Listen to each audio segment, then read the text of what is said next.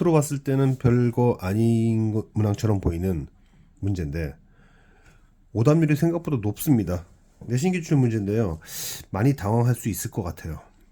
자, 그 이유는 왜 그렇고 그럼 우리는 어떻게 접근을 해야 될까 생각을 해보겠습니다. 지금 보면은 준식 알파 마이너스 베타의 제곱이 필요하다.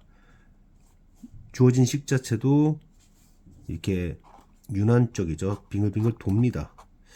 그럼 일반적으로 생각할 때 이거 어떻게 할까 보면 일단은 알파, 베타, 감마는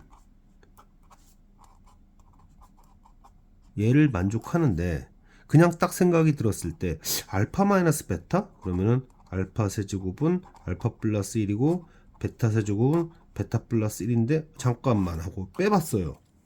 뺐더니만 이게 세제곱이 나옵니다. 이렇게 세제곱이 나왔으면 더 복잡한 문제가 돼버리죠, 이게 사실. 그럼 이걸 통해서 여기로 가는 것은 아니라는 얘기예요.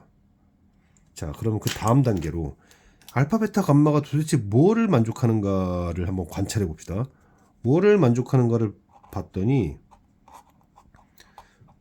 확실한 건 세근의 합. 왠지 이 창이 없다라는 것은 이걸 쓰라는 얘기로 보이고요. 그 다음에 세근의 곱이 1이다. 이 구조가 먼저 보입니다.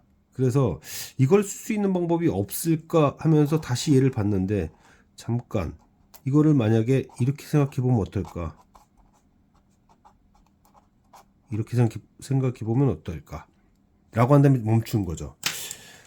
지금 식 변형은 최대한 단순하고 간단해져야 되는데 얘처럼 차수가 얘 대신에 얘를 쓴다라고 하는 것은 문제를 더 복잡하게 만드는 거니까 잘못된 거란 말이에요.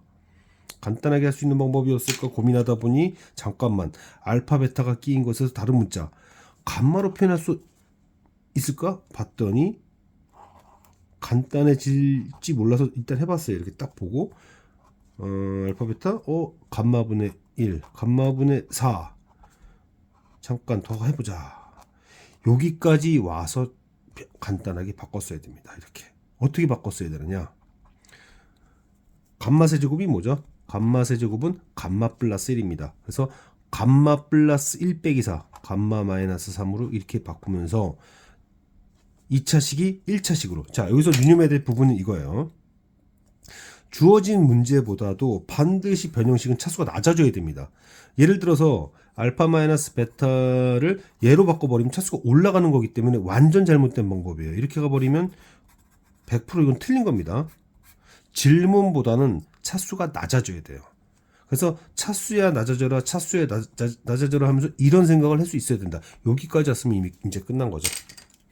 결국 얘는 알파 베타가 감마로 표현이 됐고요. 그러면 베타 감마는 알파로 표현이 될 겁니다. 그리고 감마 알파는 베타로 표현이 되는 거죠. 알파 베타 감마의 곱이 1이니까 결국 이 문제는 알파 빼기 3 베타 빼기 3 감마 빼기 3의 문제로 바뀌었고 다시 문제로 집중을 돌아와서 항등식이죠. 이 식이 0이 되게 하는 것이 하나가 알파 베타 감마니까 딱 보는 순간 아 이거 다 왔다. 이 정도면 다 왔다. 왜냐면 여기서는 우리들이 많이 봤던 식의 형태니까. 자, 이 정도 난이도면 강서고 정도에서는 객관식 마지막에서 두 번째 정도 출제될 문제입니다. 그러니까 가장 어려운 것보단 두 번째로 어려운 문제 정도 수준. 자, 그래서 x에다가 3을 집어넣으면은 27 빼기 4는 한 다음에 이런 수식이 되고 이거는 이 식에서 이 식에서는 결국 이 값에다가 마이너스를 매기면 되죠. 여기다 마이너스를 매기면 이 문제 모양이 나오니까. 그래서 마이너스 24입니다. 자, 한번 리뷰를 해보겠습니다. 이 문제. 알파, 베타, 감마가 만족하는 x의 특징으로 바로 들어갔다가는 차수가 높아지는 일이 생기기 때문에 안 되겠다. 그래서 문제의 구조를 다시 한번 쳐다봤더니 2차 항의 개수가 0이고 모든 근의 합이 1이더라. 얘를 변형할 수 있는 것으로서 대칭 형태의 합곱으로 표현해 봤더니 이 순간 되면서 여기를 이걸 딱 보는 순간 이거를 감마 세제곱을 감마 플러스 이게 딱 보였으면 차수가 낮아졌으니 내가 좋은 방향으로 옳은 방향으로 갔구나라는 것을 알 수 있었던 거죠. 자, 다음 문제도 은근 실수가 많이 나오니까 습관적으로 풀었을 때 이거 왜 이러지? 이런 문제입니다. 이 문제를 뽑은 이유는 이거예요. 우리가 예를 들어 이런 문제를 주로 많이 봤을 거예요. 어떤 복소수가 실수라고 하면 자기 자신의 켤레를 때렸을 때 같다. 여기까지는 습관적으로 다 압니다. 강조를 워낙 많이 했으니까요. 근데 문제를 쭉 읽다 보니까 실수는 실수인데 잠깐 왜 양의 실수라고 했을까? 이게 포인트인 거죠, 이 문제.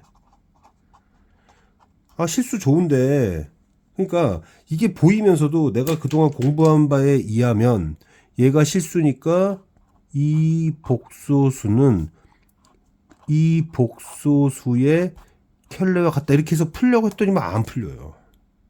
이게 뭔가 쓰인 거란 얘기죠. 이거를 어떻게 잡아낼 것이냐, 이게 이 문제의 핵심 포인트입니다. 자, 그러면 양의 실수? 이게 지금 짝수 형태잖아요.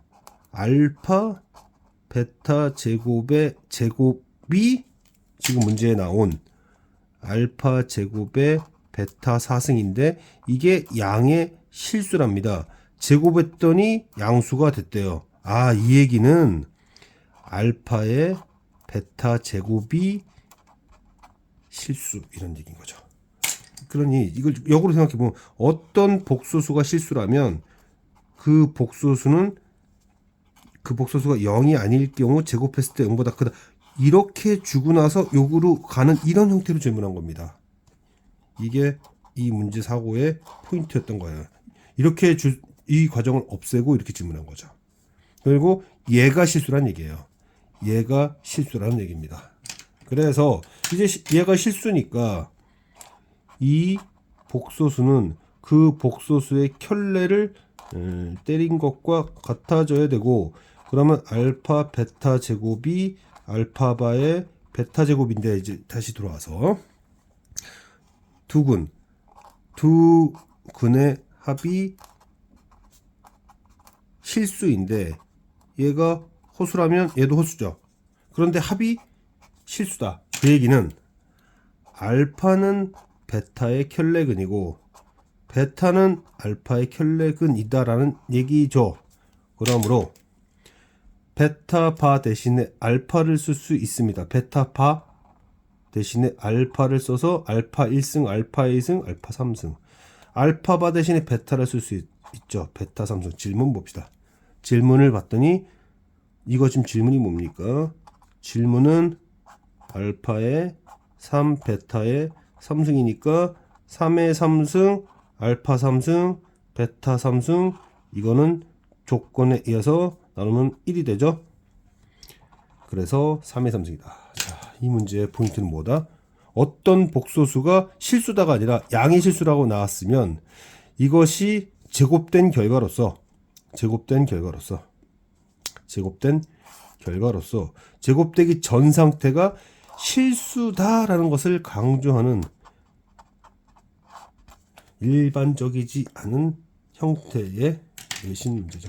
내신 문제는 이런 형태로 질문합니다. 여러분들이 문제에서 봤던 문제 그대로 질문 방식을 그대로 하지 않아요. 약간씩 변주를 해요. 그렇기 때문에 조건을 해석을 할 수 있어야 되고, 이런 문제들은 나왔을 때 잘 정리를 해주는 게 좋고 유리합니다.